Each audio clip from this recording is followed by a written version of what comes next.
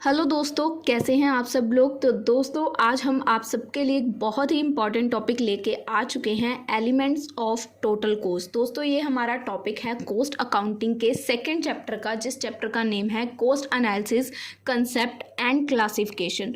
दोस्तों हो सकता है आपको ये टॉपिक किसी और सब्जेक्ट या किसी और चैप्टर के अंडर आ रहा हो, बट आप फिर भी उसके अंदर इस मटीरियल को लिख सकते हो। कॉस्ट अकाउंटिंग से रिलेटेड होना चाहिए, आप उसके अंदर इस मटीरियल को राइट डाउन कर सकते हो, कुछ भी गलत नहीं करेंगे एग्जामिनर आपके आंसर को। ठीक है, अब सेकंड पॉइंट की ये जो हमारा प्लेलिस्ट चल रही है कॉस्ट अकाउंटिंग की, पहले हमने फर्स्ट चैप्टर कवर किया था जिसके सिर्फ 5 टॉपिक्स थे, छोटे छोटे टॉपिक्स थे जो इंपॉर्टेंट लगे और एग्जाम्स में आ रखे थे, तो उनको मैंने पिछली वीडियोस में कवर अप किया है। सो आई होप आपने अब तक उन वीडियोस को देख लिया होगा। अब हम लोग सेकंड चैप्टर के जो भी इंपॉर्टेंट क्वेश्चंस हैं उनको कवर करेंगे टर्न बाय टर्न। आज की वीडियो का हमारा टॉपिक रहेगा एलिमेंट्स ऑफ टोटल कॉस्ट। बहुत ही इजी टॉपिक है, ध्यान से देखिएगा। The element of cost are those elements which constitute the cost of manufacture of a product। Element of cost कौन सा एलिमेंट है जो हमारे जो भी कॉस्ट आती है एक प्रोडक्ट को मैन्युफैक्चर करने में, उसके बारे में हमें इन्फॉर्म करता है। We can broadly divide these elements of cost into 3 categories. हम जो ये एलिमेंट्स हैं इनको 3 कैटेगरीज में डिवाइड कर सकते हैं। In a manufacturing organisation we convert raw material into finish product with the help of labour and other services. तो हमारे 3 कौन से एलिमेंट्स हुए इसमें, देखो हमें मैन्युफैक्चरिंग ऑर्गेनाइजेशन के लिए हमने रॉ मटेरियल को कन्वर्ट किया फिनिश प्रोडक्ट में, जिसके लिए हमें किसकी हेल्प लगी, लेबर की, और लेबर करेंगे तो हमें एक्सपेंसिव आएगा। बेसिकली 3 चीज़ें लगी, मटेरियल, लेबर और एक्सपेंसिव। ठीक है, तो ये 3 एलिमेंट्स हुए हमारे टोटल कॉस्ट के। तो एलिमेंट्स ऑफ कॉस्ट डिस्कस करते हैं। फर्स्ट आता है हमारा मटेरियल। ठीक है, मटेरियल के अंदर हमारे डायरेक्ट मटेरियल भी आएंगे और इनडायरेक्ट मटेरियल भी आएंगे। आप लोग पॉइंट के अंदर सब पॉइंट भी लिख सकते हो और अलग अलग भी लिख सकते हो। जैसे मैंने अलग लिखा ना यहाँ पे डायरेक्ट मटेरियल, इनडायरेक्ट मटेरियल। आप लोग पहले यहाँ पे एक हेडिंग बना सकते हो मटेरियल्स के ऊपर। ठीक है, मटेरियल लिख के उसके अंदर 2 पॉइंट्स बना सकते हो, एक डायरेक्ट मटेरियल और एक इनडायरेक्ट का। ठीक है, same as it is labour और एक्सपेंसिव में। पहले देखो डायरेक्ट मटेरियल में क्या है। डायरेक्ट मटेरियल रिप्रेजेंट करता है, it represent the raw material और गुड्स नेसेसरी, जो कि ज़रूरी ही ज़रूरी है। अब जैसे देखो हमें एक लकड़ी का टेबल बनाना है तो उसके लिए लकड़ी तो ज़रूरी है ना, सबसे ज़रूरी लकड़ी ही है। ठीक है, जो नेसेसरी गुड्स है, जो ज़रूरी सामान है, लकड़ी सबसे ज़रूरी है एक बेंच को बनाने के लिए, किसी भी प्रोडक्ट को बनाने के लिए जो भी उसका इम्पॉर्टेंट सामान है, नेसेसरी गुड्स है, उसको बोलते हैं हम लोग रॉ मटेरियल। ठीक है, तो कॉस्ट जो भी आती है, the cost of direct material vary करती है according to the level of output, कि हमें कितना मटेरियल बनाना है, हमें 100 पीस बनाने हैं या हमें 1000 पीस बनाने हैं। तो ये जो डायरेक्ट मटेरियल की कॉस्ट है ये उसी पे डिपेंड करेगी हमने कितने बल्क में सामान बनाना है। For example milk is the direct material of ghee. दूध, हमें पता है ना घी कैसे बनता है, दूध से, दूध पे मलाई आती है, उस मलाई से घी बनता है। तो दूध एक डायरेक्ट मटेरियल है जो हमें साफ साफ पता चल रहा है कि घी बनाने के लिए इसकी ज़रूरत पड़ेगी। अगर यहीं पे दूध की जगह अगर मैं कीले ले लूँ, कीले जो हमारी बेंच बनाने में यूज़ होती हैं, अब अगर मैं किसी को बोलूँ कि मुझे टेबल ख़रीदना है तो वहाँ पे डायरेक्ट काम किसका दिख रहा है, लकड़ी का। कीले नज़र नहीं आ रही हैं, कीले इनडायरेक्ट हैं, वो छुपी हुई होती हैं, उनकी कहीं पे भी पहचान नहीं मानी जाती। माना जाता है कि अगर हमने बेंच खरीदने जा रहे हैं तो हम लकड़ी बोलेंगे कि हमें लकड़ी का बेंच दे दो। हम कभी भी जाके ये बोलते हैं जिस पे कीले लगी हैं वो बेंच दे दो, नो, लकड़ी का बेंच। तो ऐसे ही इनडायरेक्ट की एग्जाम्पल है जिसमें हमारी लकड़ी, ठीक है, ये देखो for example the use of nails, यानी कि कीलें एक टेबल को बनाने में लगती हैं पर वो गिनती में नहीं आती कि वो लगी हुई हैं। इनडायरेक्ट मटेरियल में क्या है, देखो it refers to the material which we require to produce a product but is not directly identifiable. हमें वो चीज़ के बिना, वो अब देखो किलो के बिना टेबल टिक सकती है, नहीं टिक सकती। तो हमें उस चीज़ की कह सकते हैं कि रिक्वायर, ज़रूरी तो है वो बहुत ज़्यादा, पर हम लोग उसको डायरेक्टली आइडेंटिफाई नहीं कर सकते। अब हम टेबल ख़रीदने जाएंगे सीधा ये थोड़ा बोलेंगे कि जिस टेबल में कीलें लगी हैं वो दे दो, है ना। हम लोग उसको डायरेक्टली आइडेंटिफाई नहीं करते, बट वो ज़रूरी होता है। ये होता है indirect material. It does not form a part of finish product. इसको हम लोग फिनिश प्रोडक्ट, जैसे अब टेबल बन के तैयार हो गया तो उसका क्या नाम प्रोनाउंस करते हैं, हमें लकड़ी का टेबल दे दो, है ना। ये तो नहीं कहते लकड़ी के ऊपर कीले, तो वो फिनिश प्रोडक्ट में उसका नाम नहीं लिया जाता।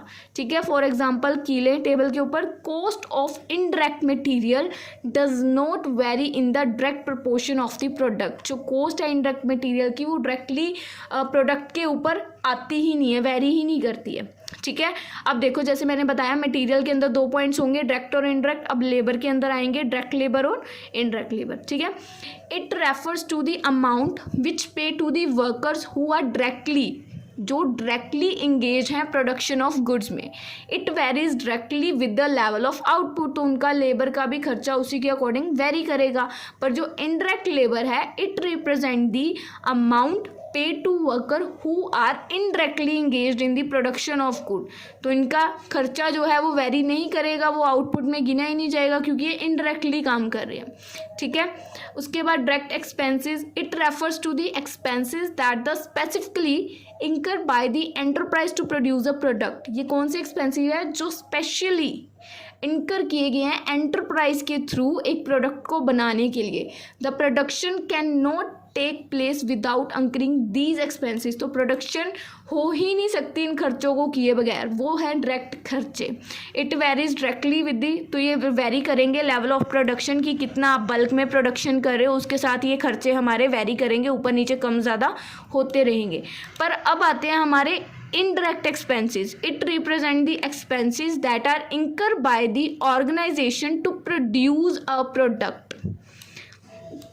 ये एक्सपेंसेस कौन से हैं? जो ऑर्गेनाइजेशन के थ्रू कैरी किए जाते हैं एक प्रोडक्ट को बनाने के लिए। These expenses can not be easily identify accurately. तो इन एक्सपेंसेस को हम लोग ईजिली आइडेंटिफाई नहीं कर सकते। जैसे पावर का खर्चा, बिजली कितनी यूज़ हुई किस चीज़ में, क्या आप आइडेंटिफाई कर सकते हो?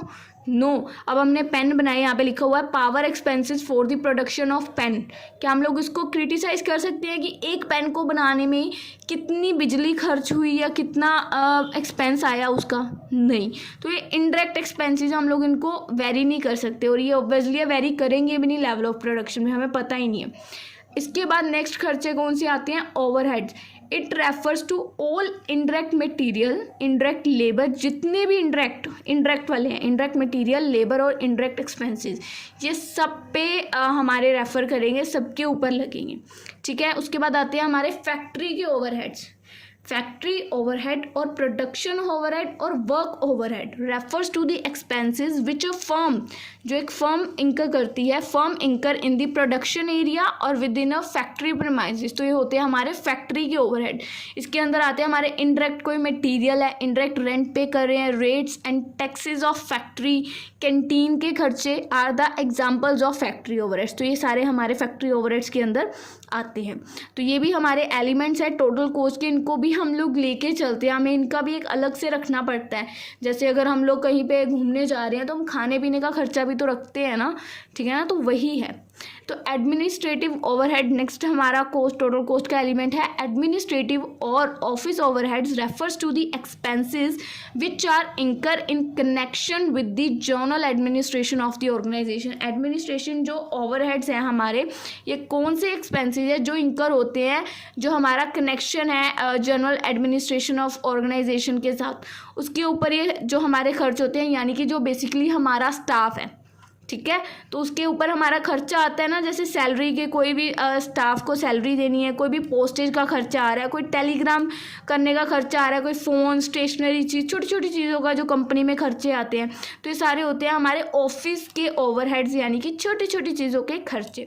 तो ये हो गए हमारे नेक्स्ट। उसके बाद आते हैं हमारे सेलिंग ओवरहेड्स। जो भी हम लोग एडवर्टाइजमेंट वगैरह करते हैं, सेल्स करने में क्या क्या लगता है?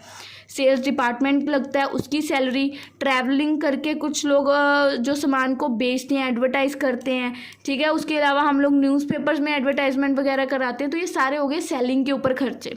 तो सेलिंग ओवरहेड्स की एक हेडिंग। उसके बाद नेक्स्ट आते हैं हमारे डिस्ट्रीब्यूशन ओवरहेड्स, जो डिस्ट्रीब्यूट करने में खर्चे आते हैं। It represent all expenses incur in connection with the delivery, अगर हमने कोई डिलीवरी करनी है, डिस्ट्रीब्यूट करनी है फिनिश्ड गुड्स और सर्विस को, manufacturing to the customer, customer के पास मतलब डिलीवरी करनी है, एक तरह से आप लोग ऐसे बोल सकते हो। तो उसके भी एक्सपेंसेस को हमें देख के चलना पड़ेगा। ये भी हमारे एलिमेंट्स हैं टोटल कोस्ट के। तो ये कुछ हमने एलिमेंट्स देखे हैं, 10 से 11 पॉइंट्स हैं ये, पर मैंने कोशिश की है कि आपको ईजी मैनर में समझाऊं। अब हम लोग एक बार ऊपर से देखते हैं कि क्या थे एलिमेंट्स। डायरेक्ट मटेरियल क्या है, इनडायरेक्ट क्या है, आई थिंक आपको पता चल चुका है। डायरेक्ट लेबर कौन सी है और इनडायरेक्ट लेबर कौन सी है, डायरेक्ट खर्चे कौन से हो रहे हैं और इनडायरेक्ट खर्चे कौन से हो रहे हैं, ठीक है। उसके बाद हमारे ओवरहेड्स कितने यूज़ हो रहे हैं, फैक्ट्री के ओवरहेड्स कौन से हैं, एडमिनिस्ट्रेटिव ओवरहेड्स कौन से हैं, सेलिंग ओवरहेड्स और डिस्ट्रीब्यूशन ओवरहेड्स। तो ये 11 पॉइंट्स थे। आई होप आपको अच्छे से क्लियर है दोस्तों। इसके बाद हम लोग नेक्स्ट वीडियो में इसका अगला टॉपिक कवर अप करेंगे और ये चैप्टर के नाम से मैं एक प्लेलिस्ट बना दूंगी जिसके अंदर मैं इस चैप्टर के रिलेटेड जितने भी इंपॉर्टेंट टॉपिक्स होंगे सबको ऐड ऑन कर दूंगी ताकि आपको वो ईजिली मिल जाए, कोई भी प्रॉब्लम ना आए आपको उनको फाइंड आउट करने में। सो दोस्तों मिलेंगे हम आपसे अपनी अगली वीडियो में, तब तक के लिए गुड बाय।